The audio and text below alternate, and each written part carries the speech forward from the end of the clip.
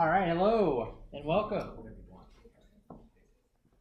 Before we hop into today's topic, I've had some people asking me about the final projects, and it's actually coming up not too far from now. It'll be starting basically right after spring break, which is only a few weeks away. So it is still a few weeks out. It's not like super urgent, but since people are asking questions and thinking about the project, I actually think it's a good time for you to start thinking about this final project. Just wanted to take a few minutes at the beginning of class to go over what this final project's going to look like in terms of what I'm expecting from you and the timeline and all that fun stuff. The first thing that I'm going to need from you is a project description. This is a very short, you can see it's just basically a one-paragraph description of your project. This is basically just a way for me to give you a quick thumbs up or thumbs down on your project idea, right? It's not meant to be a full description of every single little thing that your app's going to do. I just want some basic idea so that I can say, yeah, that's fine, or no, I actually don't think that's a reasonable project. Why don't you try to add something a little bit more or pick a different idea? You will have to, of course, kind of decide on your group members before you get to this point. I would very strongly prefer that you stick to groups of 2 or 3. So 1 is out. This is a group project, right? It's not a solo project. So at least groups of 2 or 3. Every semester I get people asking me if they can have groups of 4. And my answer to that is almost always no, but I do sometimes make exceptions, very, very rarely make exceptions to that rule. If they can give me a good reason as to why they believe 4 people is necessary to accomplish the project. The reason why I don't like groups of 4 is that I find that the communication overhead with that many people starts to take a lot more time that could be spent working on actual stuff. So would really prefer that you stick to groups of 2 to 3, and you can start thinking about who those people would be now. There's no reason that you need to wait. Start figuring out who you want to work with, and talk about project ideas, or the opposite. Start thinking about project ideas and then start advertising your ideas and see if you can recruit more people who want to come work with you. Both scenarios have worked well for people in the past. And so this is the very first thing. This is the Thursday after spring break. So you can see that once we get back from spring break, we're basically diving right in to this project. Everything from there on out until the end of the semester is going to be focused around the project. From there, we're going to have project proposals. So these are where you're going to give me a little bit more information about exactly what you expect to accomplish with your project. This is a 5-minute presentation. I'm going to hold you very strictly to that 5 minutes because there's a lot of people in this class that we need to get through.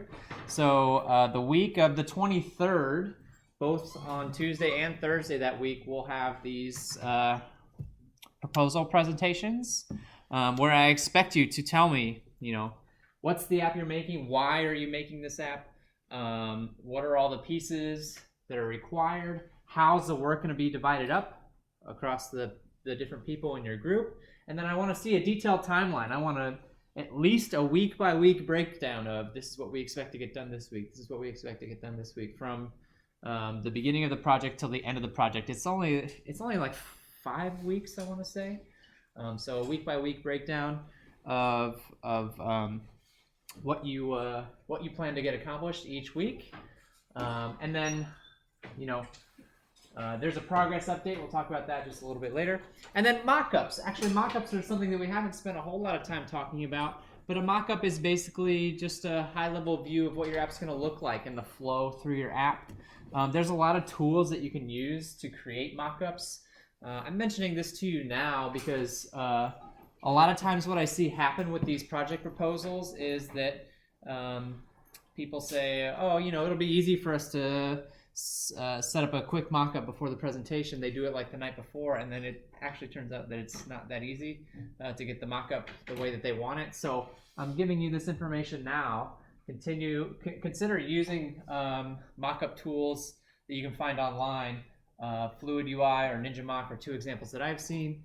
They're not the only examples. You can find other ones that will also let you mock up your app ideas. This is something that I think you should probably put at least a few days of thought into before you give your proposal. And so then that'll be 1 week of class. We'll do all the proposals, and then after that point, you're basically just chugging away. You're following your timeline as closely as you possibly can. I understand that things happen, right? But you're following your plan as closely as possible. There's a progress update about halfway through. So on April 9th in class, I'm going to expect you to come to class and show me what you've done. I want to see code. I want to see screenshots. I don't want to see a finished app, right? It's only halfway through, but I want to see some stuff. I want to see that you've been making progress. I want to know, which items you've got checked off on your to-do list and which ones you still have left to do and are expecting to complete before the end of the project. So that is, a graded portion of this. So you can see it's worth 10 points out of the 100. April 9th in class. And then your final code is due on April 21st, which I believe is Monday. I'm not entirely sure. But anyway, that week of class, it's the last week of class is what it is. The very last week of class. So your final code is due that day, and then you'll do an app demo where you'll stand up and show us your completed app, show us your functioning app, and tell us what works and what doesn't, and all that fun stuff. So that's kind of the trajectory. Again, this is still a few weeks out. We're not going to get started on this for a little bit more. We've got some more topics I want to talk to you about between now and then, but I did want to bring this up, put this on your radar now so that you could start thinking about it, start forming groups, and start thinking of project ideas. Are there any questions about the expectations, the logistics behind this project? Yes? Can you change ideas after the presentation? Can you change ideas after the presentation? I would really prefer that you didn't, because that's a big time loss, right, to do that. That being said, if you've worked on projects before, you know that they don't always go according to plan, and sometimes things go wrong. Sometimes things go really, really, really wrong. So, it is conceivable that you could change your project after you make the presentation, but I would expect there to be a very good reason. I wouldn't expect it to just be, I don't like this project anymore, I'm going to stop working on it. I would expect there to be a very good reason as to why you would want to change your project. Yeah. What's up? What's your expectation for incorporating class material and class? That's a fantastic question. So I want these projects to be as open-ended as possible, but that I do expect sort of a baseline of stuff to be in these projects, and it's really actually very simple. I expect there to be some form of storage in your app, right? That could be a SQL database. That could be a Firebase thing, which we haven't talked about. That's actually next week that we're going to be talking about Firebase. But I expect your app to be able to accept and store some sort of data and then be able to retrieve that data later on. How you do that is up to you. What makes the most sense for your app is a decision that I leave up to you to make. But otherwise, it's basically open-ended from there as to what you decide to do. Any other questions? Yeah.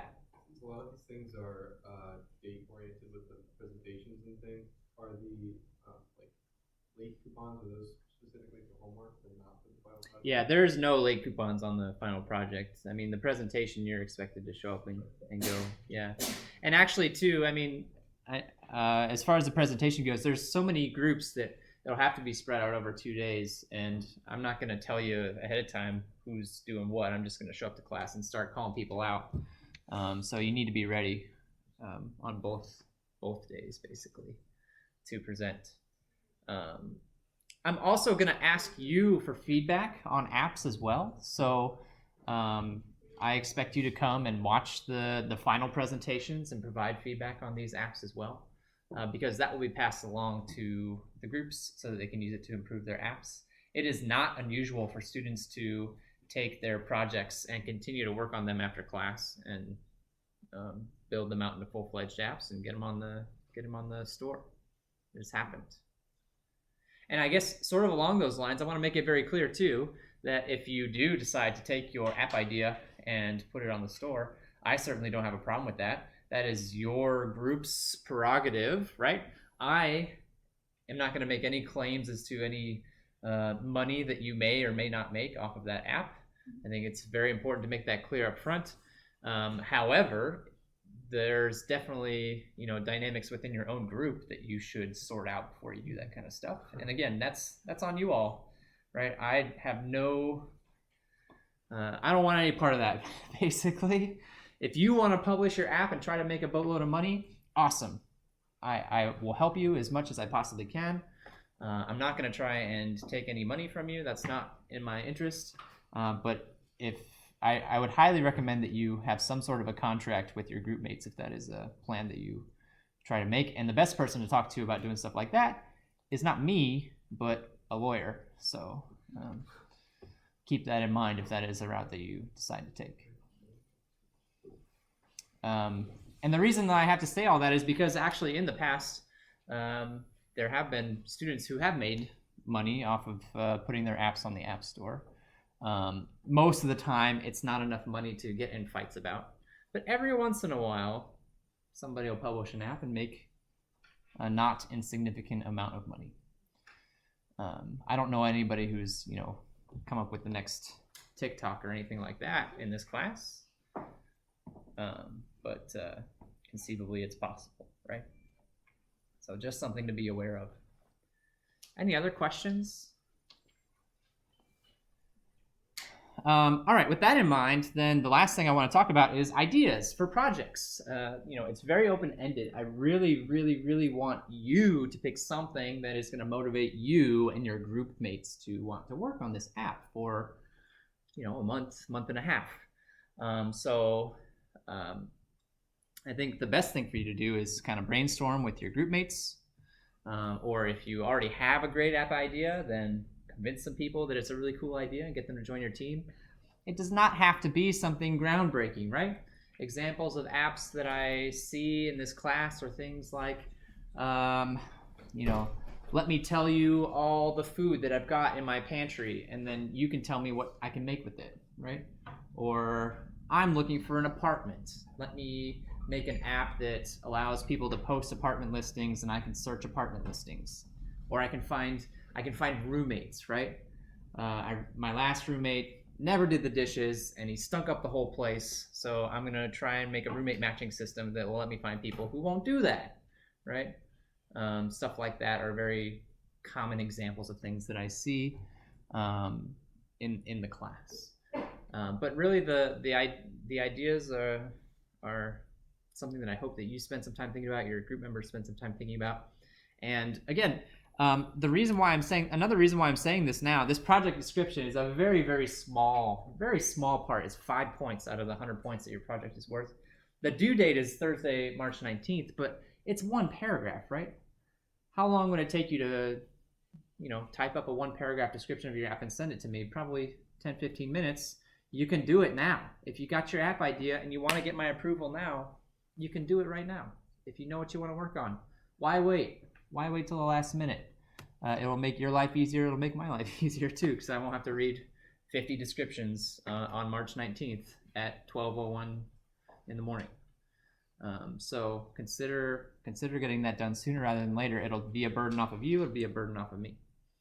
All right, that's my project speech. Any other questions before we hop over into today's topic? Any other questions?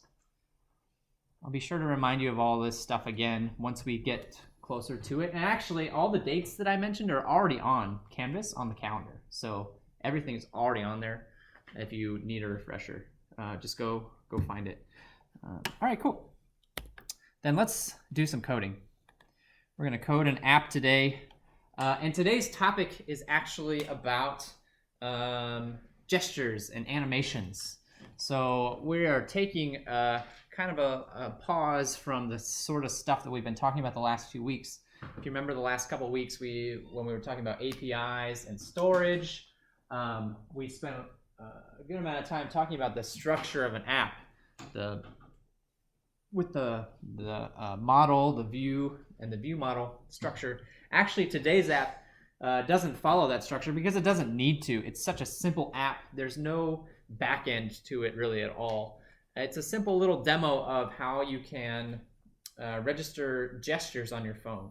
So gestures are things like tapping, double tapping, swiping, right?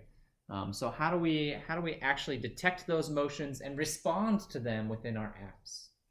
So this is something that you'll be expected to incorporate into your apps coming up in the next homework assignment.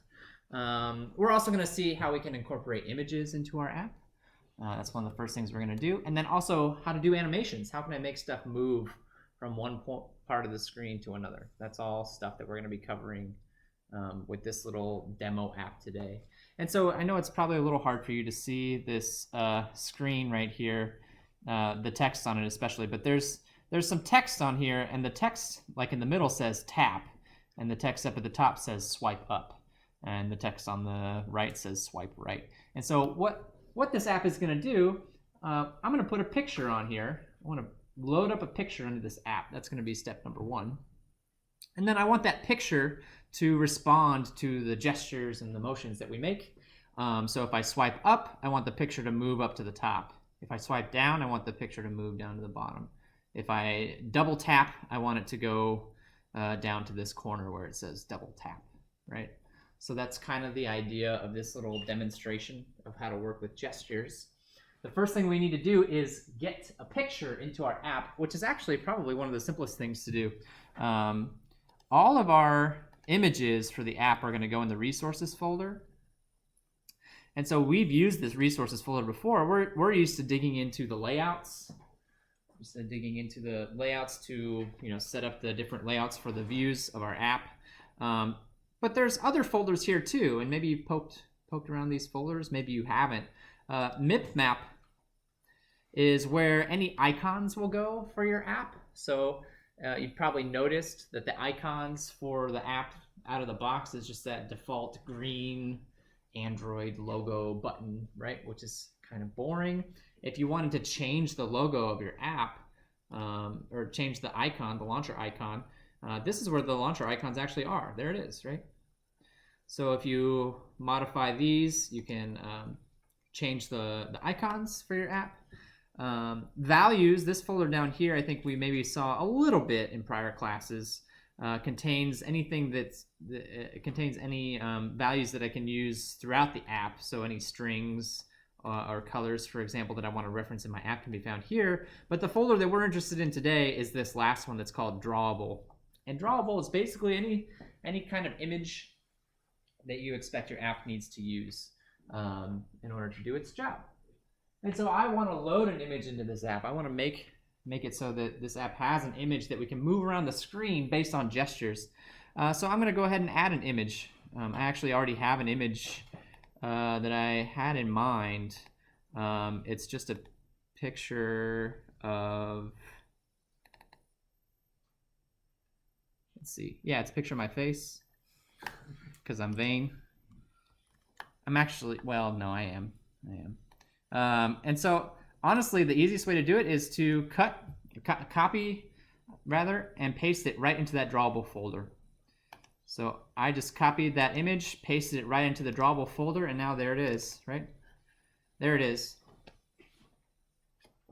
I'm not some kind of Photoshop wizard. I didn't even make this thing. One of my good friends who is a Photoshop wizard made this thing for me.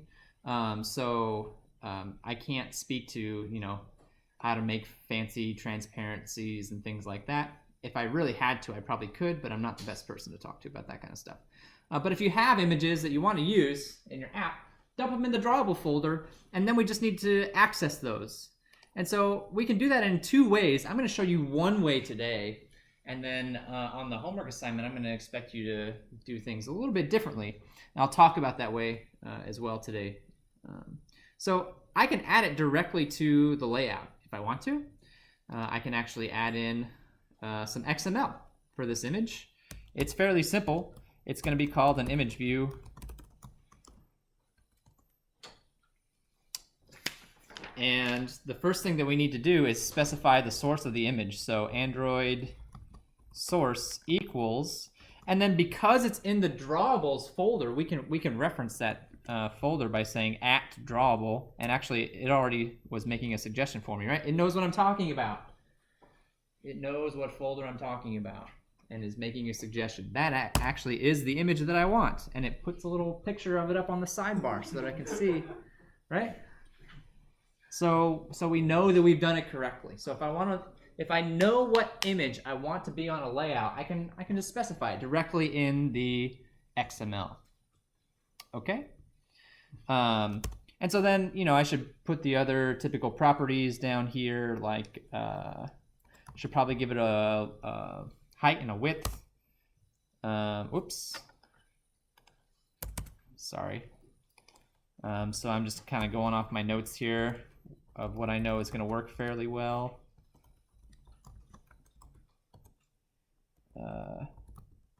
Okay.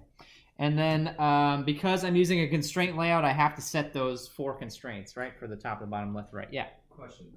Something I realized when we were using constraint layouts, there are some elements that at like a certain width or height, and then do we just assume that the screen size will be fairly consistent? Some of the Yeah, so that's a good question, right? It's a tricky question to answer because I think, can we assume if the screen is the same width or height? No, we cannot assume that. That is not a safe assumption to make. But there are other times when, so you'll notice for this image, right? I hard coded in a length and a width, which seems a little suspect because I don't know how big that screen is going to be that it's on. But what I do know is that this image is going to look like crap if I blow it up past a certain size. And so specifying a length and a width for this image, I think actually kind of makes sense. For other elements like text and things like that, hard coding it to a specific size is a little bit more fishy because those will adapt well to growing and shrinking on the screen. And so it would be better to use a more adaptive sizing for those kinds of elements. But for images, that's not always the case. If you use vectorized images, you're going to have better luck resizing them with non-vectorized types of images, for what it's worth. That is about the extent of my graphics knowledge. I'm not great at it. I'm going to give this an ID. I'm going to call it at ID. I'm going to call it face. And then I need to set the constraints on all 4 sides, which can I just borrow some constraints so I don't have to type all this stuff out. Bottom to bottom, top to top. This is almost exactly what I want. Just don't want to have to type all these out. Some of this stuff is not necessary, like this margin. Bottom to bottom, top to top. We need start and end.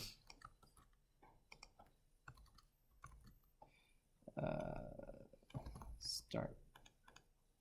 No, not start to end of.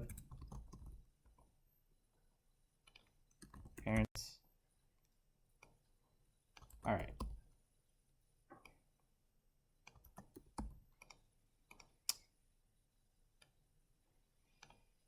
Get rid of this extra stuff. And I think we're good. I think all I need to do is close the... Whoa, not that. Hello. Just need to close my image view tag. Whoops.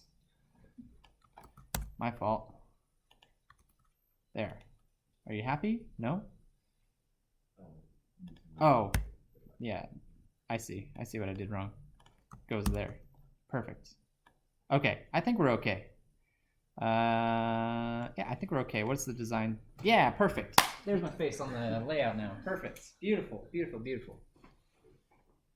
All right. So I added an image. I placed it into the program, and I actually told it exactly what image I wanted to use in the layout in the XML. The other way to use images in your app, right? Let's say that I know that I need images in my app, but I don't necessarily know what image I want until I perform some kind of an action, right? Or maybe there's some randomness involved, right? Think about, for example, dealing a deck of cards. How do I know which image I need? It depends on which card gets dealt. So you can also access images programmatically through your activities if you need to. So I could access this image view. I could not put an image here, right? Remove this property, leave it blank, access it through the ID, and then specify source equals name of the image that I want this to be, and that will set the image at that point in time. I would do that in the activity code.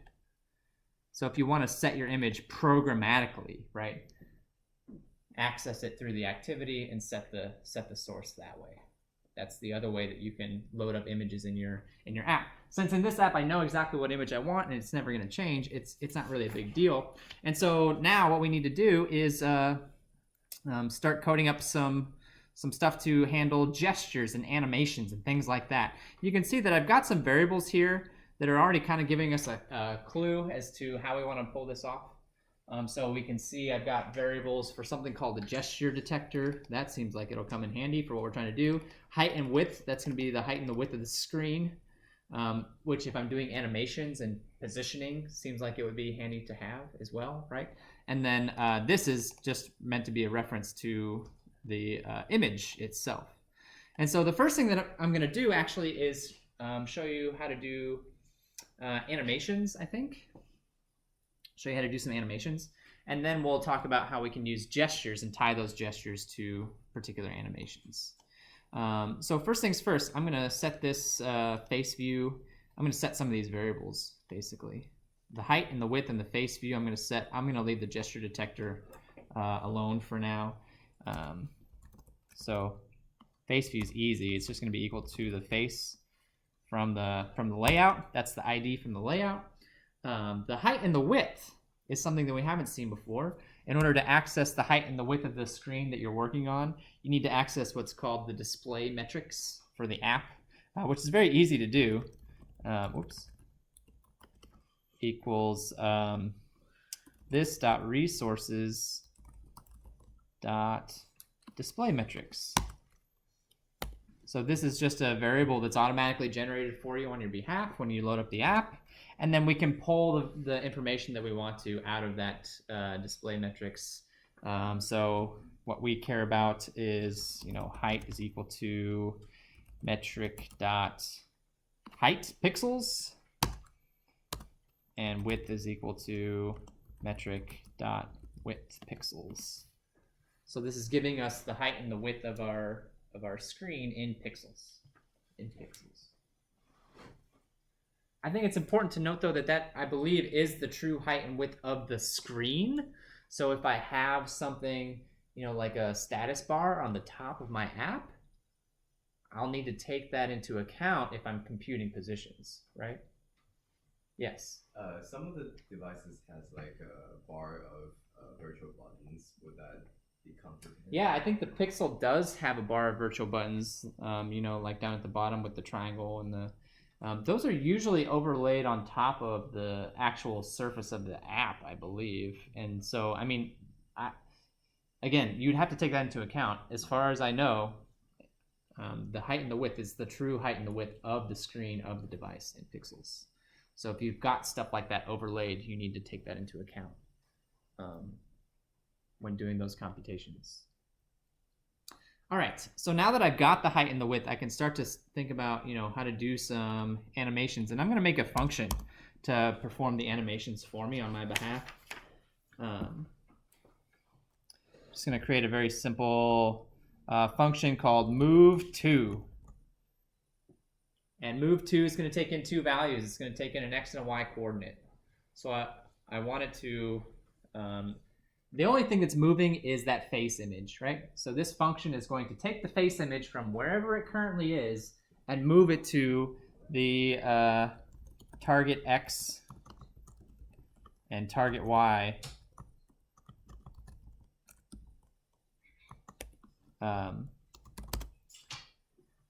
that is given to us in the as parameters to this function. Okay? And in order to do that, we're going to use something called an animator set and an object animator. So the way that it works, the animator set is something that I can feed instructions to, and it will execute them when I tell it to. The object animator is the instructions. So I form some instructions. How do I want this to change the properties of this thing over time? And then I pass those to the animation set, and it executes those animations. Is there a question over there? Hi. Is there a question over there? Thanks. So we're going to make an animator set for starters.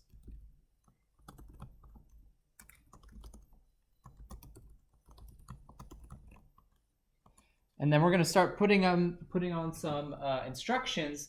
And we actually need two sets of instructions. I need instructions for the x-coordinate and the y-coordinate, since I've got two-dimensional motion going on here.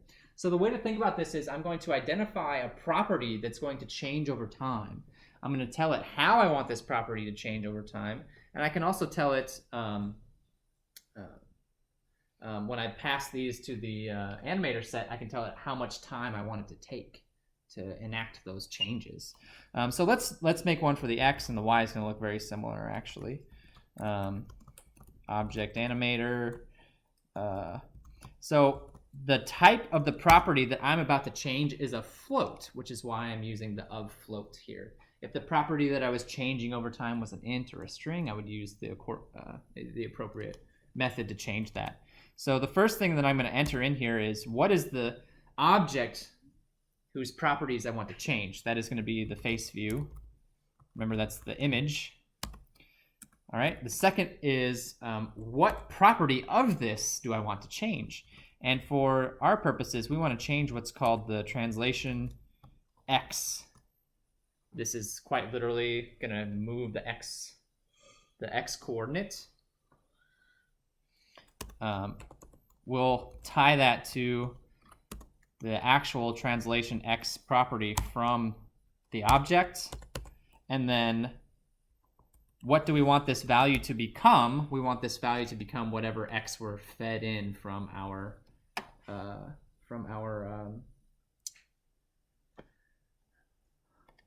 parameter here. And I'm just missing a couple commas. Oh, a float got deleted. Thank you.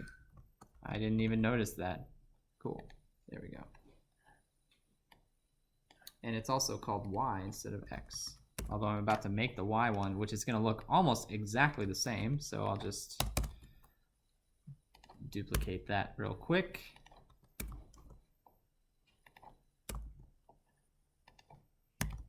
So now I actually have two object animators, one for the x-coordinate, one for the y-coordinate. The last thing that we need to do is pass them to the animation set that we created up top here, and then tell it to go. So I'm going to say play together, meaning actually I can pass in as many as I want, right? Do both of these animations at the same time.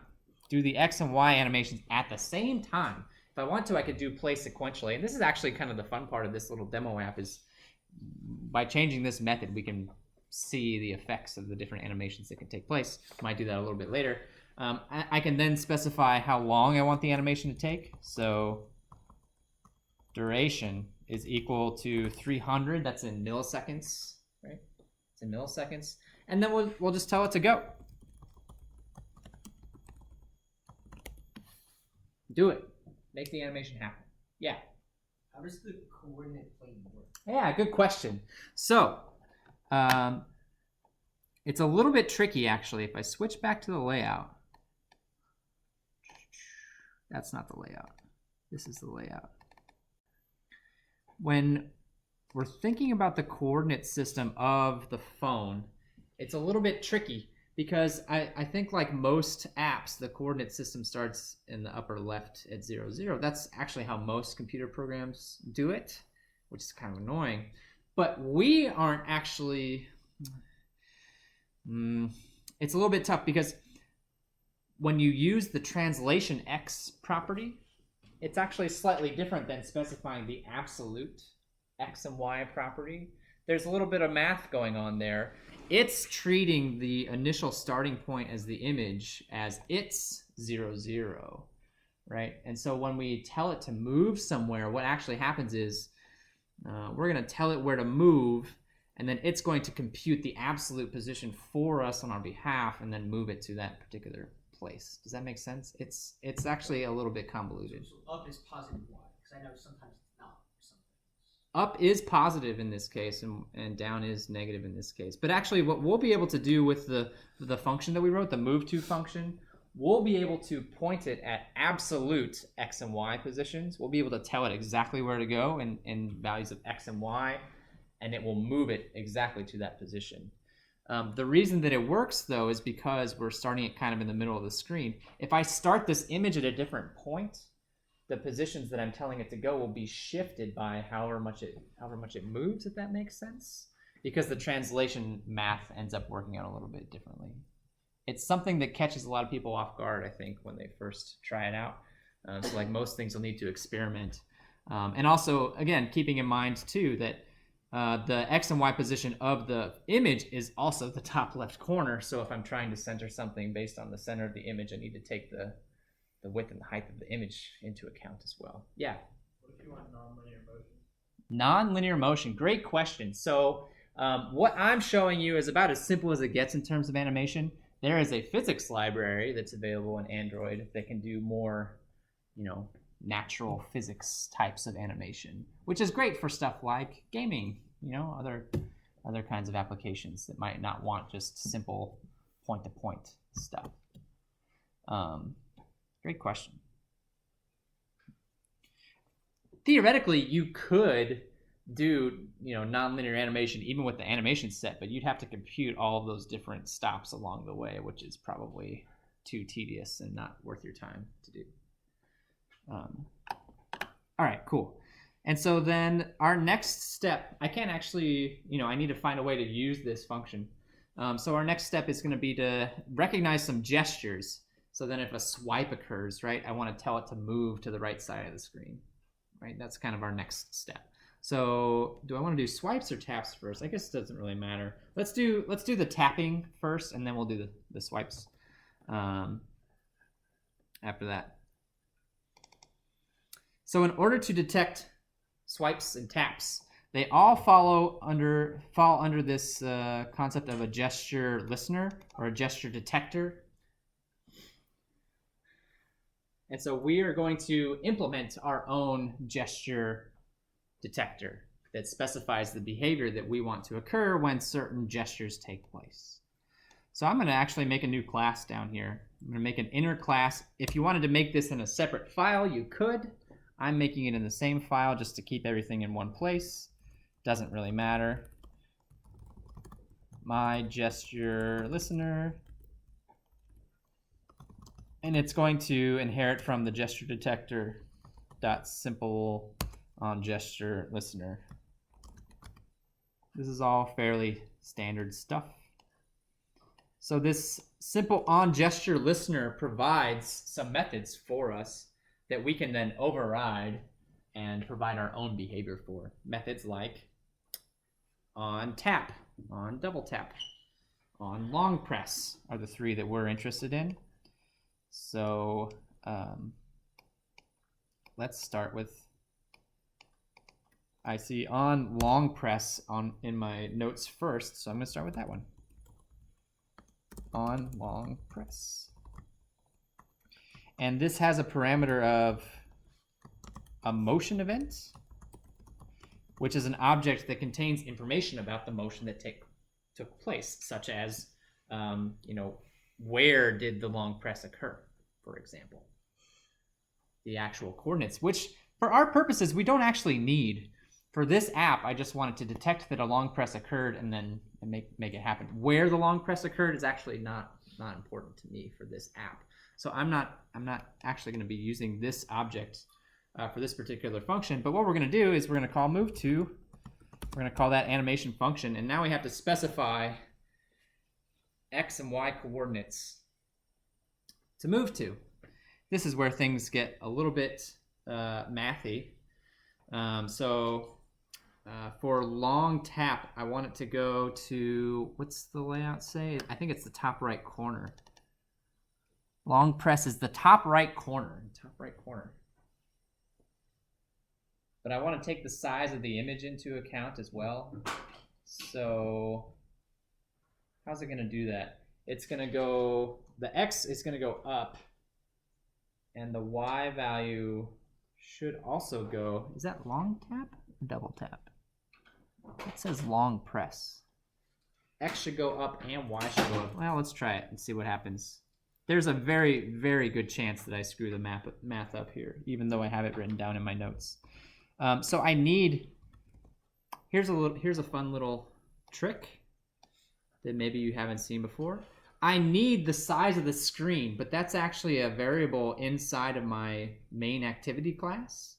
So I can reference that by saying this at main activity, which will grab the instance of the main activity class, and then I can access the width. I want to divide the width in half, right? Because I'm starting in the middle and I'm going to the right side. So that's how we divide by 2. The F is for float to get the proper arithmetic.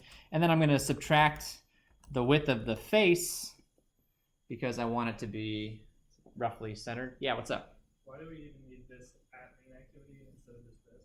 So if I say this, it's going to refer to this inner class, which does not have the width property. Yeah. We have to say at main activity. Yep. There's probably a better way to do this, honestly. We could pass in values to our gesture listener for the width and the height of the screen, and that way we don't have to keep referring back to the main activity class. It's probably a little cleaner now that I think about it. Yeah.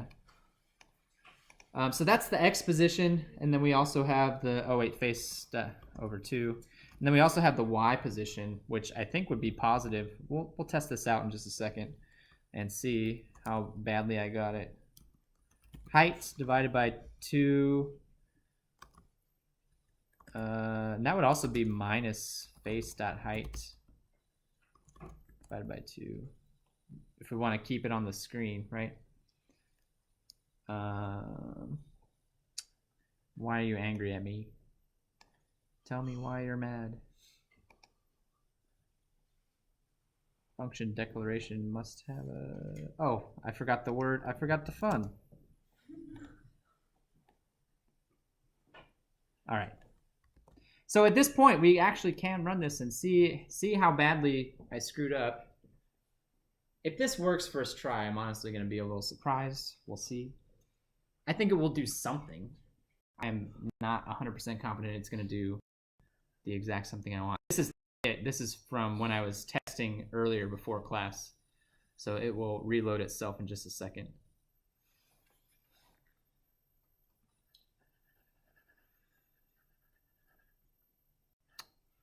All right. Here it comes.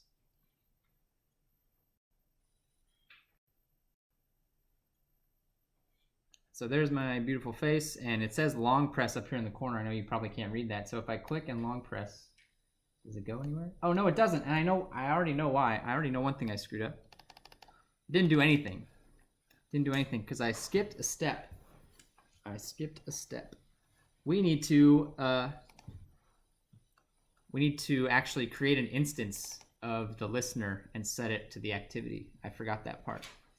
So up here I have this M detector variable. So what we're gonna do, that's my bad. I'm going to create an instance of my listener.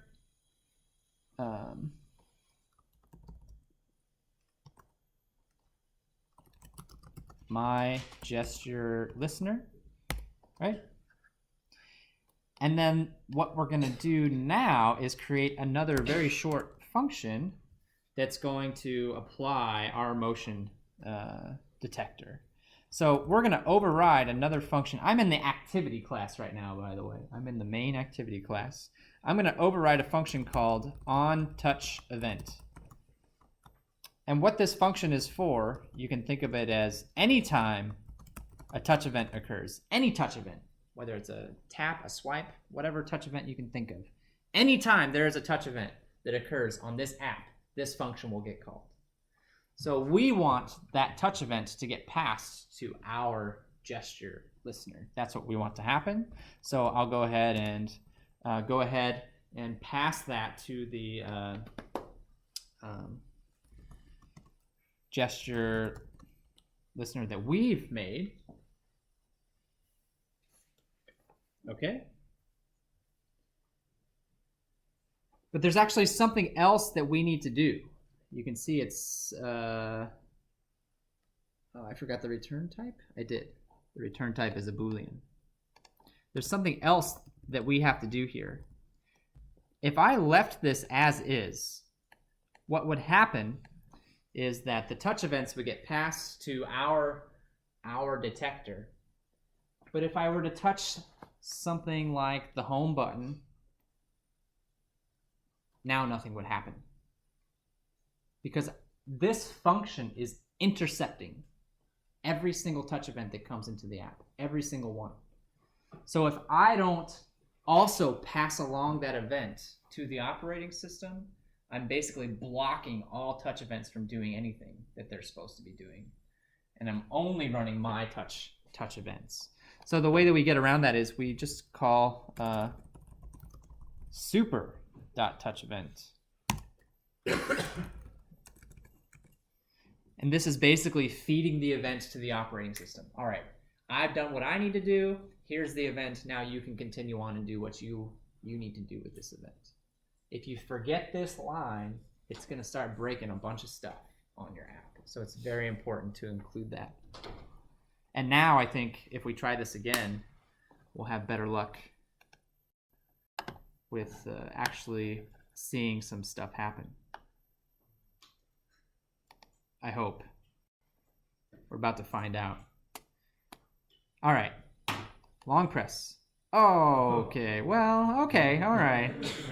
All right. So what happened? It went the wrong way. So what does that tell you? It's actually, so the X coordinate worked. It went to the right. That's good. But the Y coordinate, it went down.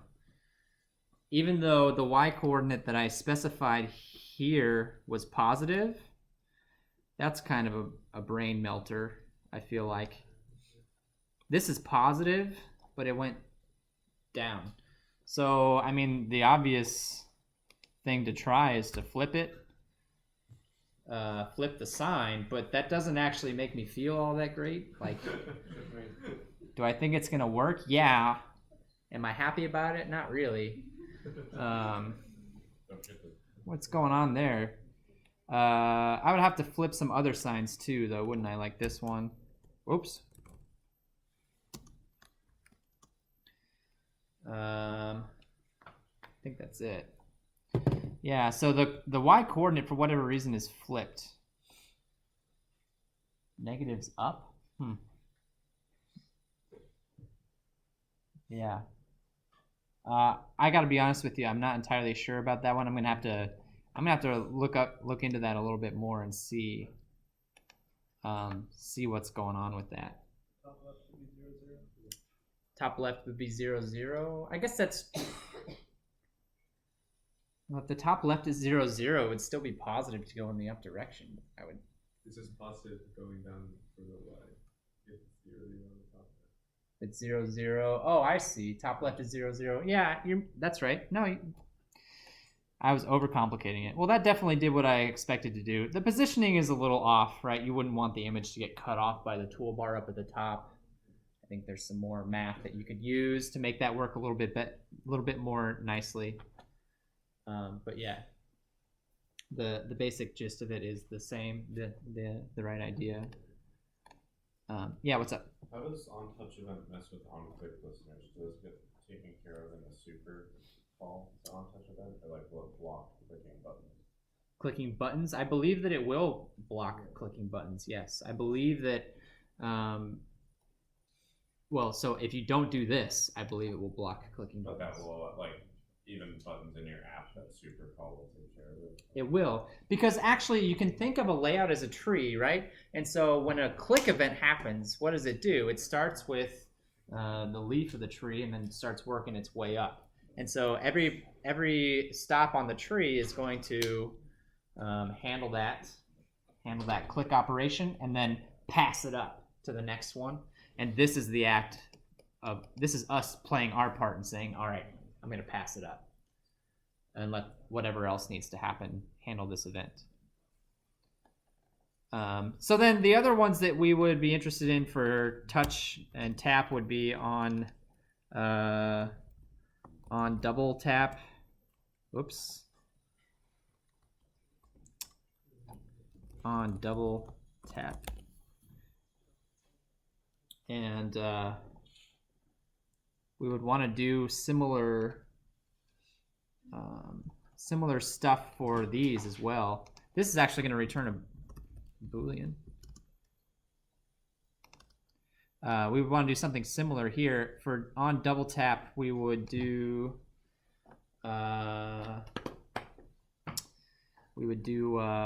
what corner would that go? The bottom left corner. So that would be still positive, be negative y, but positive x. Or yeah, be negative x this time. So we'd negate the x stuff, I think.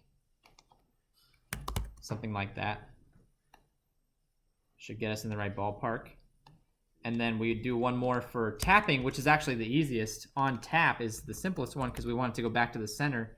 So the coordinates, the rough coordinates where we want it to go, are as simple as saying 0, 0. Should return us back to the center. Now you can see it's a little bit upset with me about these functions. They're slightly different.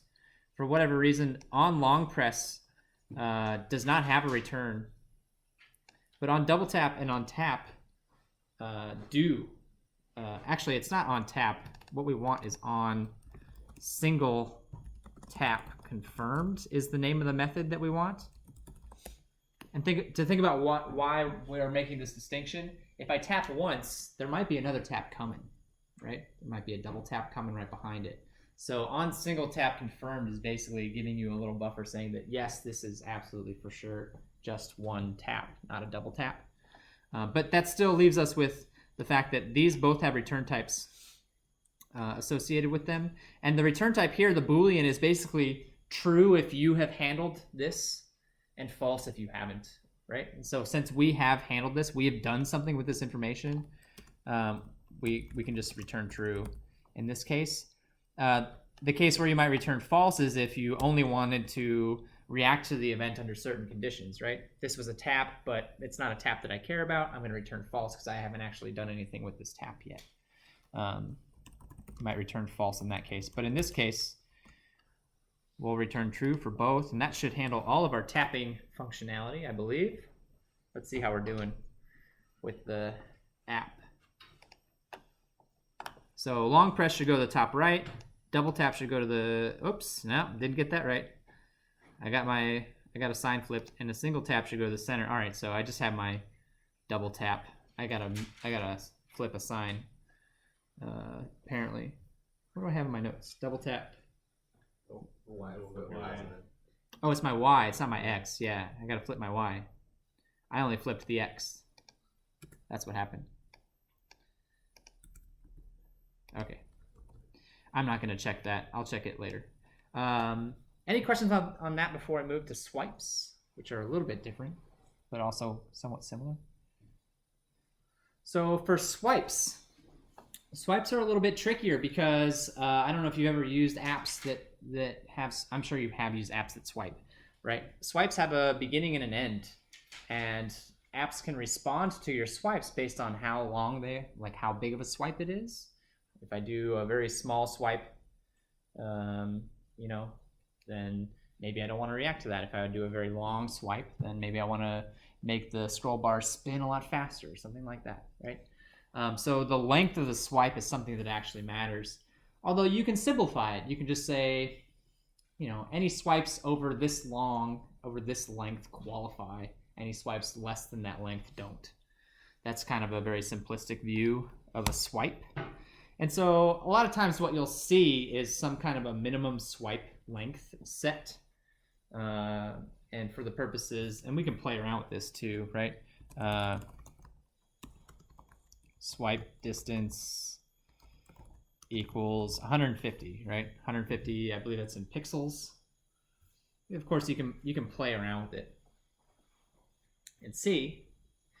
And then the function that we're going to deal with to handle swipes is actually not called on swipe. It's called on fling. It's the official name for it. Although I've never heard anybody call them flings in my life. That's the official function. And this function has some parameters for us to deal with. We've got two motion events, one for the beginning and one for the end of the swipe, right? So I've got two motion events, E1 and E2. And then we also have the speed. It actually tracks the velocity in both the X and Y direction, so I can see how fast the swipe was if I want to.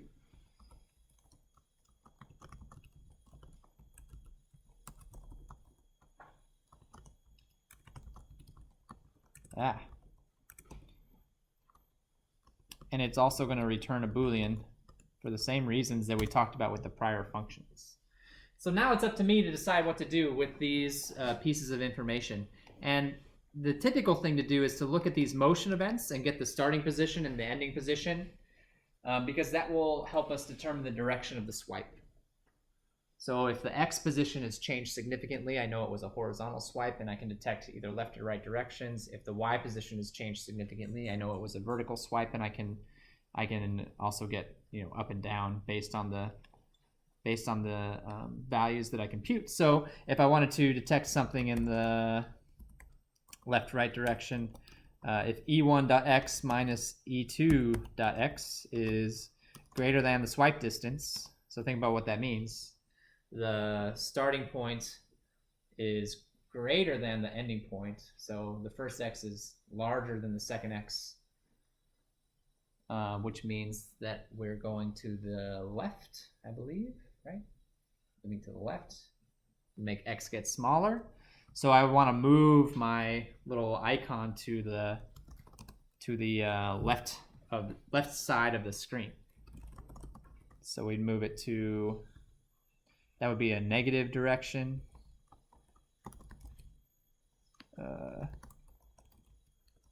Width divided by 2, and we've got to take the width of the face into account. This equation is getting a little tiresome. But then for the Y direction, it would be 0, because the Y direction is not changing. And in this case, I handled the thing, so I would return true. And then you could envision what the other 4 directions would look like based off of that, right? I don't know that I need to sit here and do all of the other 4 directions. I think you're smart people. You can kind of figure out from here what that would kind of look like. But let's at least test this one, make sure that I got it somewhat reasonable before moving on.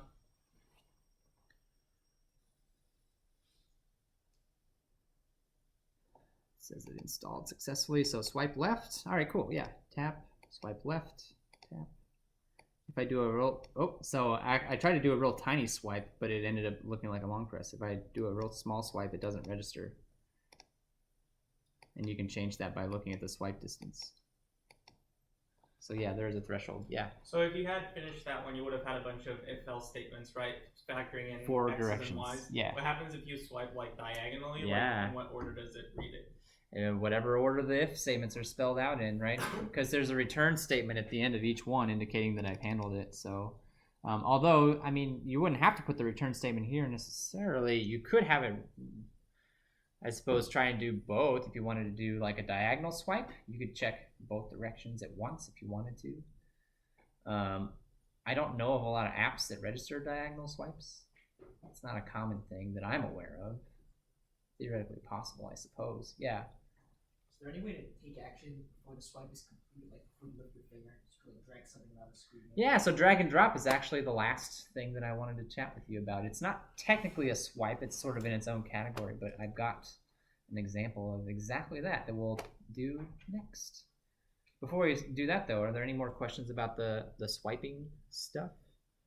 It's relatively straightforward. All right, cool. Then let's look at drag and drop. That was the last thing on my agenda for today. It's surprisingly complicated for how simple of an action it seems. to do drag and drop stuff. And so the last thing I want to do is hopefully make it so that I could click on this icon and drag it around the screen and drop it wherever I want. That's kind of the last thing that I want to do. If I do that right now, it doesn't work. It doesn't understand that I'm trying to click and drag. So there's some pieces that we need to set up to make this happen. Surprise, surprise, just like we had a gesture listener for picking up taps and swipes, we're gonna make a drag listener to handle drag events when we want to drag stuff around the screen. So I'm gonna make one more inner class here. My drag listener.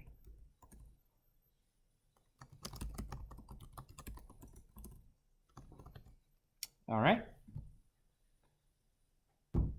And the main thing that we are worried about here is overriding the onDrag function. And this onDrag function, you can see, takes in a drag event.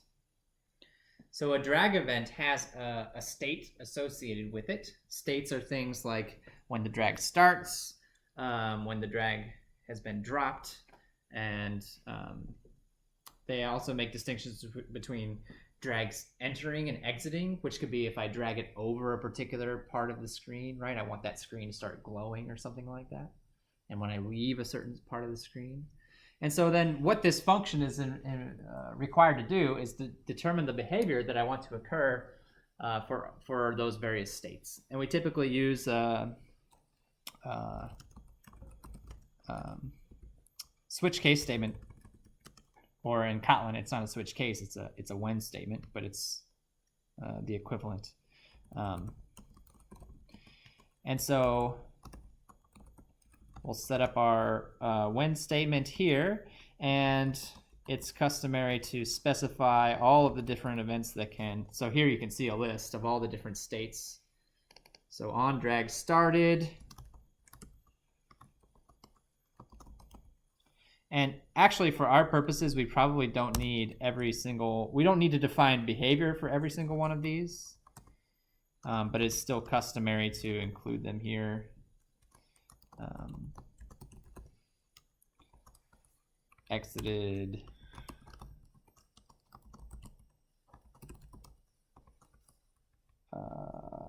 ended. I think those are the four I care about, right? Started, entered, exited. Oh, drop. I forgot drop. We do care about that one.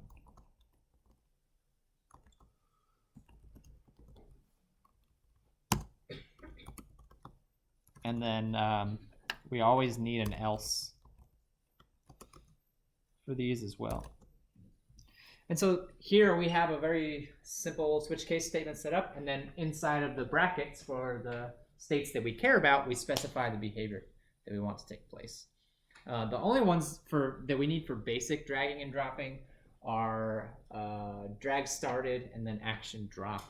On drag started, what we're going to do is we're going to grab a reference to the thing that is being dragged, so that when we when we drop that thing, we can update its properties using that reference. So in order to make that happen, what are you mad about here? We need a question mark, I guess. No. I don't know why that's necessary, to be perfectly honest with you. But regardless, we need a variable to store a reference to the thing that's being dragged. So I'll stick that up here.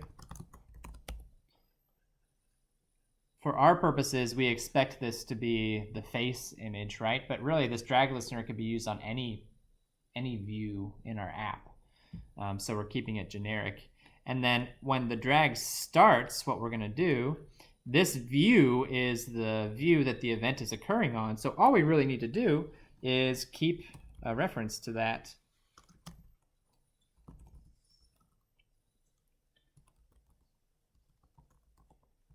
We're going to cast it to a view. Grab the thing that's being dragged out of the event, cast it to a view. Store a reference. Then when it's dropped, we just need to update the properties that we care about. So the X property is going to be set to, right, the X value from the drop event. Where did it get dropped at? And actually, we should really take in the width and the height as well. And the Y value will be set to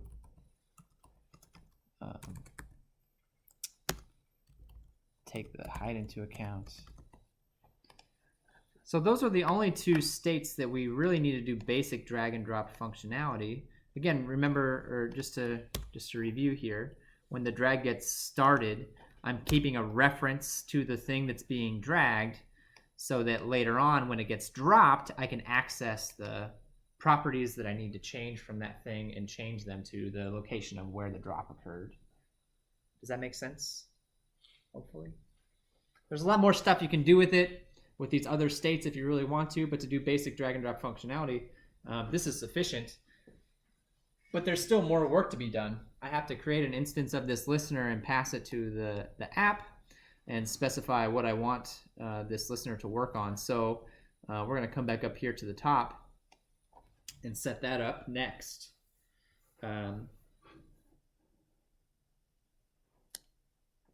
So what do we want to initiate the drag and drop is kind of the next question. Typically, it would be when you long press on something. That's the typical way to initiate drag and drop.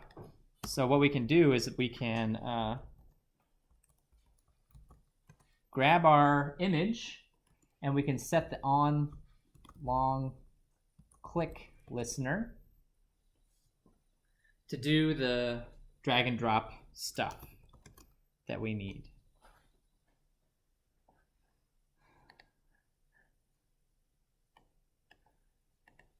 So still got a little bit more work to do.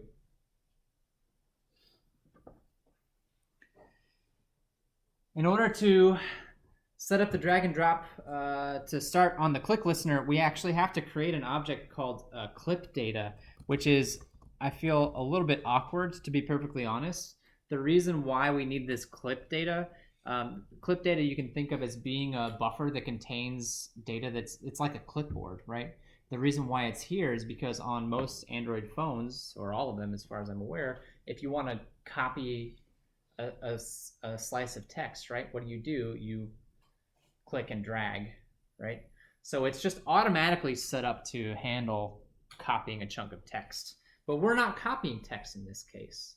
So we have to then kind of awkwardly create this clip data object that has nothing in it and is not used for any particular purpose. It's a little bit unfortunate, but it is a necessary piece of setting this up. So I'm just going to set this up as a new plain text with nothing in it, just empty strings. And again, the only reason I'm doing this is to fulfill the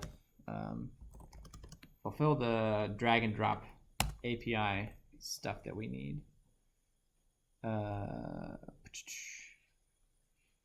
What happened? What did I do wrong? Clip data, new plain text.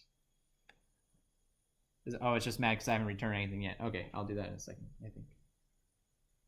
All right. Now that we've done that, we can start the drag and drop. Start drag and drop. We're going to pass it the clip data thing that we just made, even though it's really not helping us at all. We're going to make a shadow for this, because when you drag things around the screen, they have little shadows associated with them. This is that grayed out version of the thing that you see when you drag something around the screen. I'll show it to you in just a second. The way that we construct this is with the shadow builder. So we just call the constructor on that. So we pass in a clip data, pass in a shadow builder. We're going to pass in the actual thing that we're dragging. And then the last value here is flags, which just specify various drag behaviors that you can specify. And our purpose, leaving them at 0 is fine. And why are you mad at me? Oh yeah, I've seen this error message before. This is actually an interesting error message. This drag and drop functionality says it requires API level 24, whereas my app level is currently set to work with all devices that can run API level 15. Basically, this is a feature that was added later on that older phones won't be able to accommodate. And so it's telling us that, hey, you know, you've got a problem here. You're trying to accommodate a lot of older phones, but this feature isn't going to work on them. There's a couple ways you can fix this if you come across this problem. One is you can actually go into the properties. I think is it in the manifest of your app and change. Maybe it's not in the manifest, or maybe it's in the project properties and change it. Or another thing you can do, if we let IntelliJ suggest it, we can add a little annotation up here at the top that says requires API, right? And this is a string that's hard coded into the app now. It says, oh, we need at least API version 24. That'll fix it up. Okay, we're almost done. We are almost done. Last thing we need to do is create the drag listener. Set the drag listener on the thing that's going to be performing the drags. And then also, very importantly, we need to specify the on-drag listener on the main layout as well, because the view, the destination of it is going to be the main layout. So both the image and the layout itself have to have the drag listener set in order to make that work. So just to kind of recap, I've typed a lot of code and we're going to test it out here in just a moment. But just to recap what's happening here and how all these pieces fit together. I made a drag listener down here that specifies what happens when a drag event starts and when we drop. We kept a reference to the view and updated the properties when it got dropped. Then up here, this method is very important. It starts a drag and drop event, which is going to go to the object, go to the view, look for the drag and drop listener, and decide what to do with this drag and drop based on the behavior that's defined in that listener. That's what this method does for us, right? And so then we created our drag listener and set it so that when that happens, it's going to use the behavior that we specified down here. As I mentioned, this is, I bet a little bit more complicated than you expected to do simple drags and drops. But all of these pieces are required to make this happen. And let's test it out, make sure that it's functioning. Oops, did I forget a thing? I need a return statement. I never actually specified. This is looking for a Boolean return statement as to whether we handled the thing or not. My fault. All right, let's try that again. If everything works the way I expect, we should be able to click the face icon and drag it around the screen where we want. So there we go. There's the shadow, right? That's the shadow I was talking about that was generated. So I can click and drag it around the screen, and then when I let it go, that's the position where it ends up, right? I can put it wherever I want. And then if I do any of these gestures that we implemented, right? If I do a double tap, it still flies to the correct position. It still works within the context of the animation as well, right? So it's still functional with that. Cool. Any questions about the dragging and dropping aspect of it? I know it's tricky. You're just gonna have to do it a couple times to get used to it. That's really the fact of the matter. Yeah. If you drag it to the top and then swipe, what would happen? Drag it to the top, like up here. So again, remember that I set the drag and drop listener on the image as well as the main layout, since that's where the drops occur, is on the main layout. So if I take it off of the main layout, it's not going to register because the drag and drop listener is only applied to the layout of my app. So I believe I could drop it up here. Yeah, I could drop it up there, but if I drop it off the layout, it's not going to work. Can we try to swipe left? Oh, okay. Yeah. Still hits the positions. Still hits all the positions.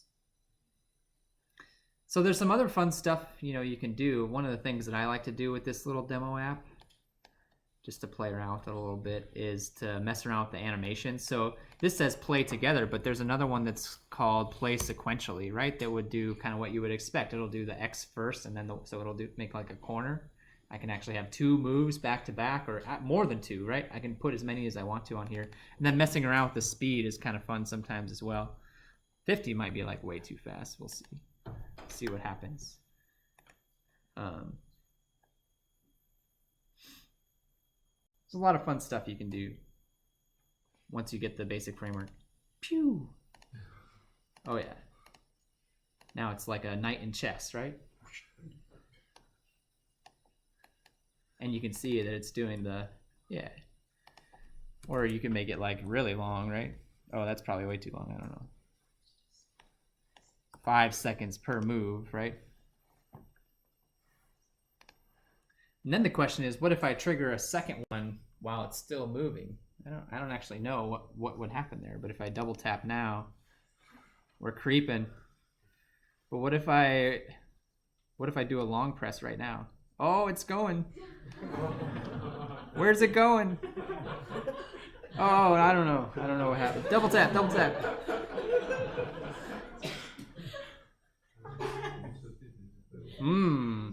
So launching multiple animations at once is like, it ends up in the right spot, but it's not happy about that kind of undefined little intermediate state, right? You can see that it wasn't super happy about that. Can you drag it while it's animating? Oh, let's try. Oh yeah. Bam. Oh, but it won't let me drop. For whatever reason, I can drag, but oh, there it goes. And now it's just in the wrong spot. Now it's just in the straight wrong spot. But if I click again, it'll make it back very slowly. Yeah. So it's a fun little experiment. Yeah. So how would you make it so that it doesn't exhibit that undefined behavior? Yeah, I mean, I think being very clear about animations. So this animation is a little tricky because it's what we've determined is that it's kind of a little asynchronous, right? Like it starts the animation and then just keeps running your code, keeps running your other stuff. I don't know if there's a way to check if there's already an animation that's currently ongoing. I suppose you could like do a little test of the coordinates and see if they are changing. That seems a little problematic as well. It's a good question that I don't have, unfortunately, a good answer for right now. I'm sure we're not the first people to notice this kind of behavior. I'm sure there probably are answers available. I'm just not aware of what those answers would be. Oh, okay. Oh, I don't know what. Yeah, okay. Yeah, I don't know. It's kind of fun though. It's kind of complicated by the fact that so I know we're almost out of time, but I'm having a lot of fun. If we do play together, right, versus play sequentially, I wonder if we would still have those issues. Because part of it might be due to the fact that it's going in an L shape versus a straight line, or maybe it'd make it worse. I don't know. I have no idea. I do know we're out of time, so if you need to get out of here, I fully understand. I'm just messing around at this point. No, I mean, once I did play together, it actually seemed to work fairly consistently. So. You drag while you play together? Oh boy. Let's see. Bang. It lets me drag, but I can't get it to drop. Yeah. Worth a try. I'll post this code online if you want to mess around with my face after class, then. Oh, could we get a working version of what is it?